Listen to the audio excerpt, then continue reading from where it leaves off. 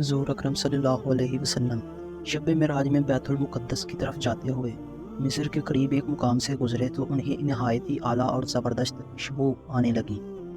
آپ صلی اللہ علیہ وسلم نے حضرت جبریل علیہ السلام سے پوچھا کہ یہ خوشبو کیسی ہے؟ جواب ملا کہ فرعون کی بیٹی کی باندی شاطہ اور اس کی اولاد کی قبر سے آ رہی ہے۔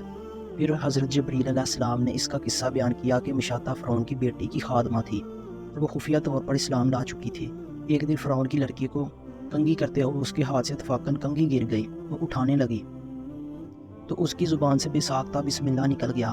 اس پر شہزادی نے کہا کہ تو نے عجیب کلمہ بولا، رب تو میرے باپ فرعون ہی ہیں، تو پھر تو نے یہ کس کا نام لیا ہے؟ اس نے جواب دیا، فرعون رب نہیں بلکہ رب وہ اللہ ہے جو مجھے اور تجھے اور خود فرعون کو روزی دیتا ہے۔ شہزادی نے کہا، اچھا تو میرے باپ کے سوا کسی اور کو اپنا رب مانتی ہے؟